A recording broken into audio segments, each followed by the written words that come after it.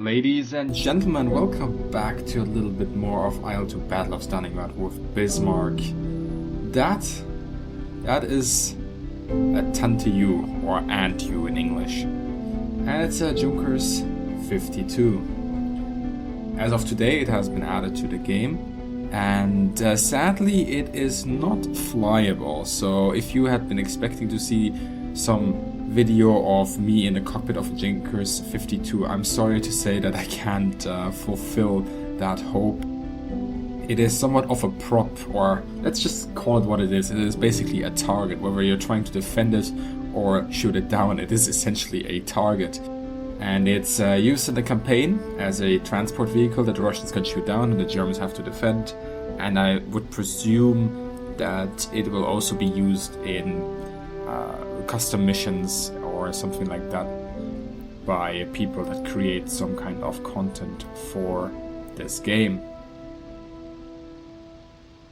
Right here you can see me weaving through a formation of 4 Junkers 52s, and this is just to get a close-up and see how this plane actually looks, what the defensive gunners are, if there's any kind of special thing about them. It is essentially just a normal Junkers, one that has become famous as one of the first transport aircraft to be used by Lufthansa, and of course it has also been widely used in the German army, paratroopers, material, and even food was transported in these aircraft. And it is an integral part to the Battle of Stalingrad, of course, since the Germans desperately tried to resupply the 6th Army with these aircraft.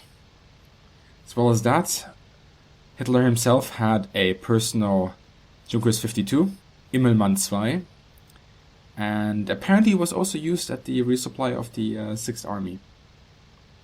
I've also heard that Chiang Kai-shek, the Chinese nationalist leader, also had a personal Junkers 52, so that's quite interesting as well.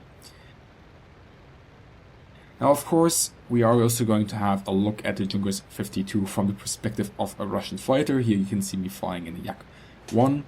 And as we saw earlier, the Junkers 52 is not well defended. And even though the Germans made a military version out of this aircraft and added some defensive gunners and a little bit more protection, flying against Junkers 52, you will quickly realize that this aircraft has not been designed with combat in mind.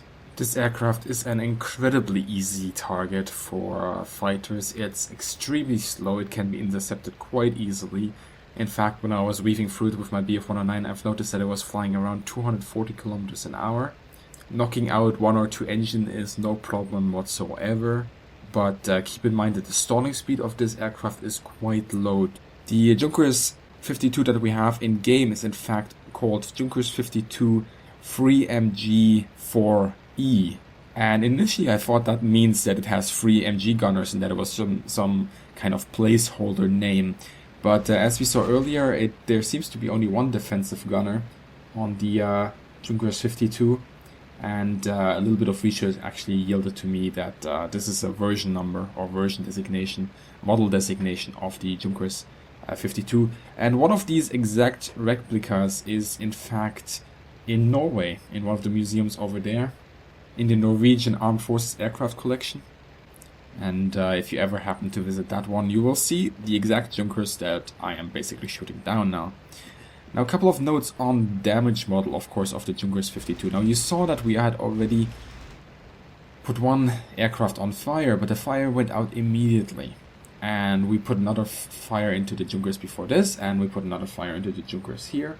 And you'll see the fire goes out on both aircraft. They're no longer on fire. Now, I'm not an expert on the Junkers 52.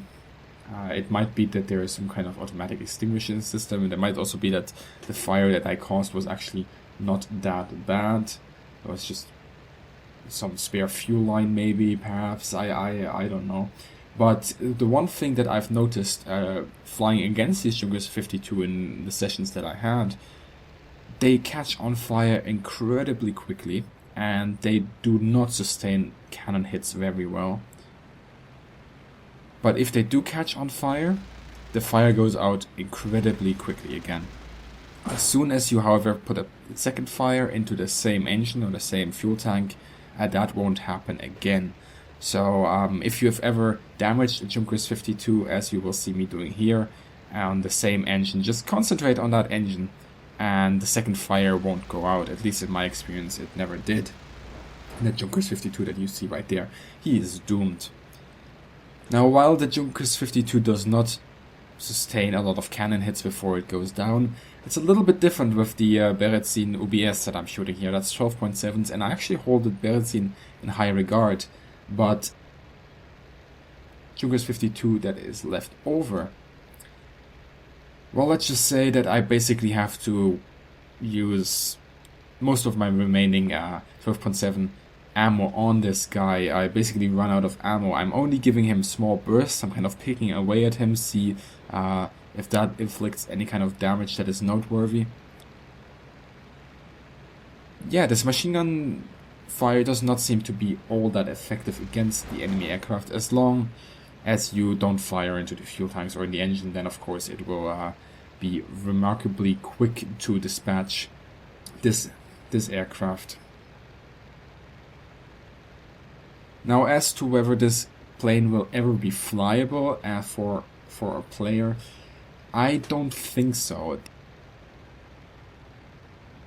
The actual plane lineup for Battle of Stalingrad was released a long time ago when the game was first announced, and the Junkers 52 was never mentioned. Now, the Junkers 52 is of course an integral part to the Battle of Stalingrad, and that's why we have also seen it being added towards the game. But I don't think it will ever be given to players. Perhaps they will think about adding it as a DLC, in which case I think not a lot of people will actually bother buying it. It will probably only be players that kind of enjoy flying a bomber or transport vehicle, and not the overall fighter jocks. Now that's actually quite sad, because I can see this Junkers 52 being very handy in the multiplayer. In the multiplayer as it is right now, you can unlock aircrafts on a server for your nation if you land there with a special Heinkel 111 that has been designated as a transport aircraft, and if you land one or two of those at a certain airfield that can be capped, then that will count towards your nation and other pilots can take off from there. Now it would be nice to actually have that job transferred to the Junkers 52, because, well, you know, it is a transport aircraft, whereas the Heinkel 111 was primarily designed as a bomber. As it stands right now, the usage of the Junkers 52 is basically limited to single player and perhaps multiplayer missions. I don't know if we will see any of those. And this Junkers 52 is holding up quite nicely. You gotta congratulate the enemy pilot here, because he's doing all he can to get this plane home. We are running low on ammunition.